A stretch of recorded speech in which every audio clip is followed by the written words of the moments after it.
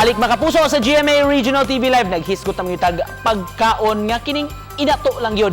Atong tukion karong buntaga makapuso kinaham gyud ni siya pinangita kay nga pagkaon dinhi sa Subo ang tuslobua unsa man paghimo ni ini sa mga interesado diha ug nganong makapadani gyud ni sa ubay-ubay nga mga tao bisan mga taga-Lagyo nagpangita ni ini makauban nato usa sa sikat sa ini mga kapuso dinhi sa Subo si Sir Ian Secong. Good morning Sir Ian, kumusta ka sir? Welcome sa GMA Regional TV Live.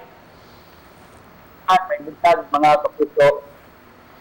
Daghang salamat sir sa pag-uban kanamo karong buntaga hisgutan ta sir gikahinaman gyud ni nga pagkaon sa mga Bisaya karon tuslobua usa ka sir sa mipasikat gyud ini sir. May we know kon asa ka nakakuha og ideya ani sir sa pag-offer ninyo og tuslobua? Sugod dito sa Patil.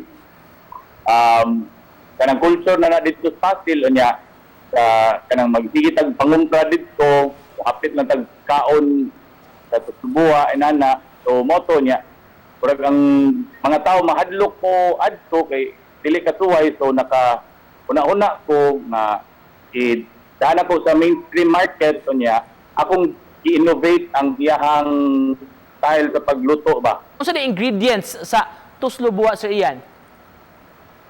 Ang original yun ani na kuan is purot yun na siya kanang bitong chorizo nga i-deep fry niya tuslok-tuslokon na magbuwa-buwa na siya sa iyang kuan. So ang mga kanang medyo dili kayo walay kaya tuto ra paliton pangayoon tong mga buwa. Mao yun original niya until ni evolve siya into pork brain kay sa unang panahon ng pork brain or ang kanang makagan bitaw ulo kanang ipanghatag kay wala man ay gamit ang pukpuk. Daghan kay nakuryoso gyud ani sir labi na nga ilado na kaayo gyud ang tuslobua. Para nimo Sir Ian ngano mang gihangop man ni sa mga Bisaya? Isa magod sa akong bantayan sa unang panahon is ang tuslobua kay murang siya communal di ba? Sa isa ka kaha tabangan siyang di ka sa ila. Tomorrow, pag palay sa po, matugaw na po, kay pa, inanaon na to style, tamong mga barkada, isa ko na to usaha, kamuray luto, tamong murang inana siya nga concept. Sir Ian, pwede ba muhangyo minimo nga lutuan minimo og tuslobua karong buntaga? Mag-demo ta karon sa pagluto sa tuslobua. Una, i-on na to ang wok. Tangan na to og ini siya unang ingredient, mantika sa baboy. Sunod, kini siya optional, hipon. Ang uban dili ginaghipon, ang uban ginaghipon. Pero butangan na nato.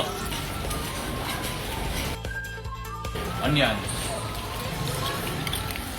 Chicken liver. Utok sa baboy. Garlic. Soy sauce. Ano itong stock soup, pork stock.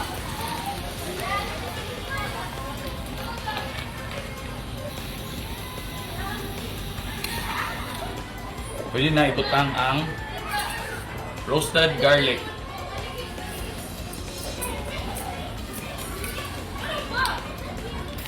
Chicharon.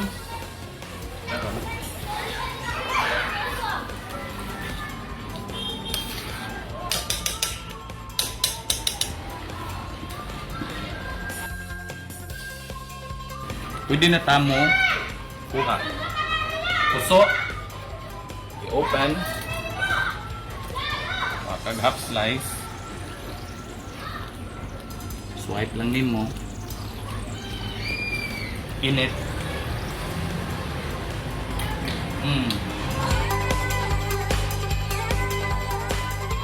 Alright, to cap this off Sir Ian, mensahe nimo sa atong mga kapusong bisdak nga nagtan-aw karon labi na antong pag-awhag nila sir nga higugmaon ang mga pagkaon nga matawag ginatong ato ni. Kana gyud siguro karong panahon na murag ni evolve na ba kay sa unang panahon kung mukaon kag mga baratohon or street food kay ingnon kag kanang eat mo karon kay murag ang mga tao karon mas na proud na sila nga sa atong kultura sa pagkaon na kanang nasa street lang ba. So lahi na ang atong perception karon. So mo na nakanindot kunya proud gid kay ta ba kay naa gyud tay rich kayo atong food culture diri sa sabi na sa Cebu.